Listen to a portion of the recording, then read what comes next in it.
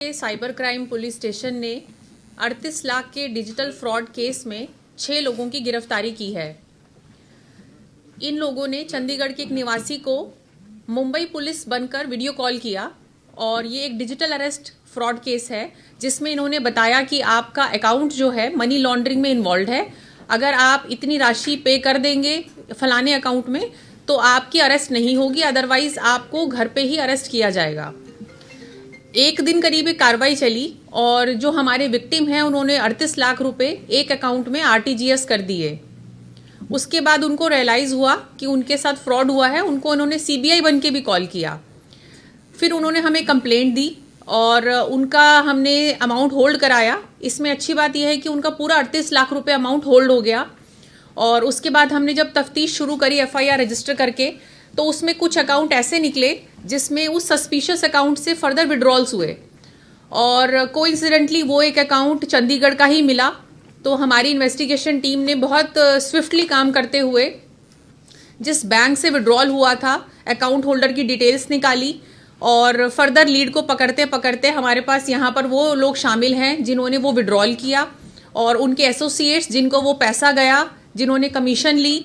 और हमने वीना है एक सुखविंदर हैं, सतनाम हैं, इन लोगों की गिरफ्तारी करी। उससे हमें पता चला कि मुकेश एलियास प्रिंस जो बुड़ैल में रहते हैं और ये इस पैसे को यूएसडीटी में क्रिप्टो करेंसी में कन्वर्ट करते हैं। और फिर तफ्तीश में हमें फर्दर लीड मिली कि ये किसके कहने पर होता है और पैसा कौन से अकाउंट्स में जाता है यूएसडीटी में।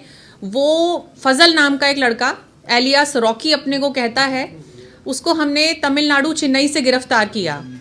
ये रहने वाला असम का है और ये काफ़ी बड़ा एक लीड है इस केस में क्योंकि यही वो शख्स है जो चाइनीज़ और बांग्लादेशी लोगों के साथ टच में है।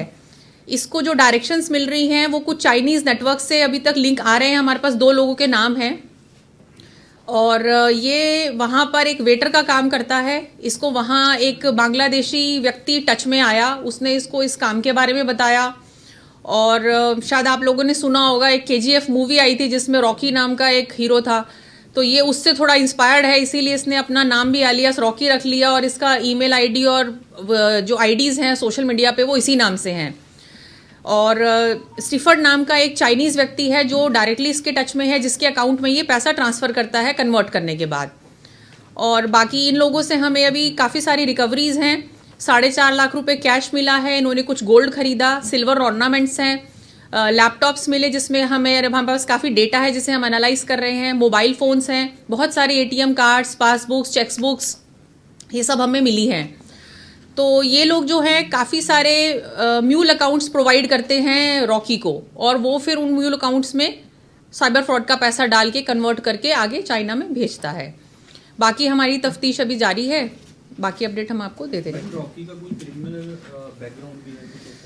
नहीं, इसका कोई क्रिमिनल बैकग्राउंड अभी तक निकल के आया नहीं है। 2 साल पहले ही आसाम से चेन्नई आया काम के लिए और फिर इसमें लग गया। मैम इसमें जितने भी जो लोग गिरफ्तार किए हैं इनका कोई क्रिमिनल बैकग्राउंड, इनका प्रोफाइल क्या है अभी तक जो इनिशियल इन्वेस्टिगेशन में? इनमें से किसी का कोई क्रिमिनल बैकग्राउंड नहीं अभी तक सामने आया है।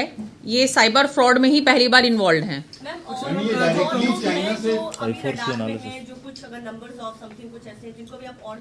बिल्कुल बिल्कुल, बहुत सारी डिटेल्स हमारे पास हैं। इनके नंबर्स, इनके अकाउंट्स, वो सब हमारे सर्विलेंस पे हैं, उसको हम एनालाइज कर रहे हैं और इट इज़ एक्सपेक्टेड कि बहुत सारे अकाउंट्स और लोग इनसे कनेक्टेड होंगे क्योंकि जो हमारे पास अभी तक रिकॉर्ड है वो ऐसा कुछ है कि 1-2 महीने में इन्होंने 40-50 म्यूल अकाउंट जो है वो फर्दर प्रोवाइड करे हैं। मैम यहाँ पे कह रहे हो 40 लाख रुपए गए उसे फ्रीज कराए गए, उस अकाउंट भी वेरीफाई किया जा रहा है तो उस तो अलावा उतो कितने पैसे जाने सीगे पहले गए ने उसमें भी जो आइडेंटिफाई जिस अकाउंट में पैसा होल्ड हुआ, जिसमें ट्रांसफर हुआ, उस अकाउंट को हमने एनालाइज करा तो उससे पता चला उस अकाउंट से फर्दर 4.5 लाख रुपए विड्रॉ हुए हैं। उस केस में नहीं, किसी और केस में विड्रॉ हुए हैं। उस विड्रॉल से जब हमने लीड पकड़ी तो ये लोग हमें मिले, तो आप कह सकते हैं कि सेकंड लेयर भी है ये। अभी तक इन्वेस्टिगेशन में सामने आया कि इसकी जो दंपति से ठगी की थी चंडीगढ़ के रायपुर कला से, इससे पहले भी इन्होंने कहां ठगी की है, किन किन लोगों से? चंडीगढ़ का तो कोई मैटर अभी तक इनके सामने आया नहीं है, पर क्योंकि अभी हम इनके सारे इक्विपमेंट्स एनालाइज कर रहे हैं तो हमें डिटेल्स फर्दर मिलने की उम्मीद है।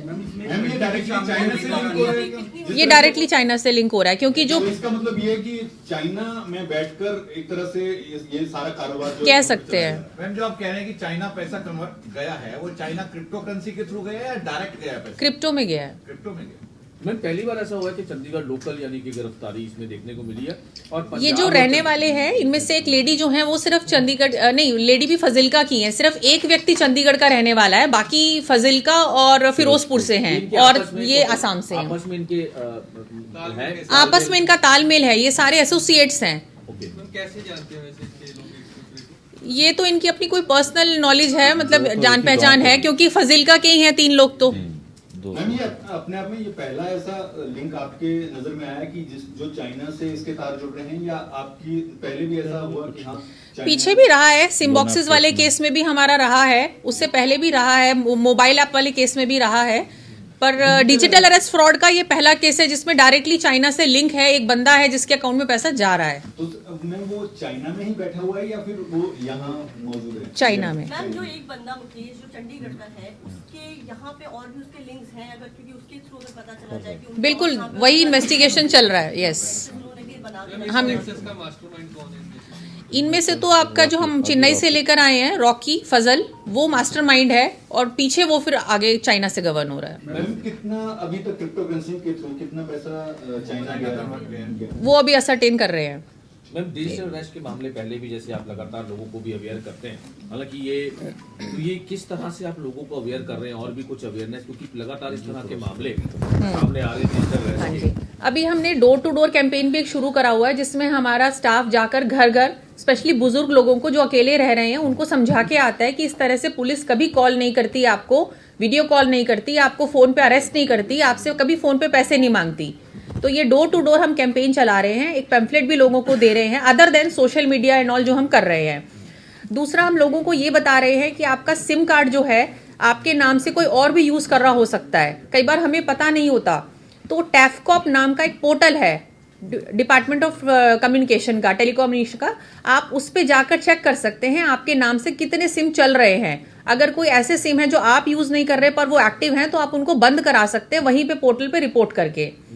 और इसी तरह आपके म्यूल अकाउंट्स का भी बहुत इशू है कि लोग अपना अकाउंट रेंट कर देते हैं, कई बार जानने वाले को, किसी जरूरतमंद को विश्वास में आके, पर वो मिसयूज हो रहा है as a mule account fraud money के मैम लिए। इसके अलावा एपी के फाइल को लेकर भी बहुत ज्यादा बिल्कुल। फ्रॉड्स आ रहे हैं, उसको लेकर पुलिस कंप्लेनेंट क्या है है? उन्होंने क्या बताया था कि उन्होंने वीडियो कॉल उनको की थी? इन्होंने पहले इनको नॉर्मल कॉल करी थी, उसके बाद इन्होंने मुंबई पुलिस बन के वीडियो कॉल करी और बताया कि आपका जो अकाउंट है वो मनी लॉन्ड्रिंग में इन्वॉल्व है, तो आप अगर इतना पेमेंट करेंगे तो आप बच जाएंगे, अदरवाइज आप अरेस्ट हो जाएंगे। तो हम आपकी फैसिलिटी दे रहे हैं आपको कि आपको हम ऑनलाइन ही अरेस्ट कर रहे हैं, आप पेमेंट कर दें इस अकाउंट में। फिर इन्होंने सीबीआई डायरेक्टर बन के भी कॉल किया उनको सेम इशू को लेकर।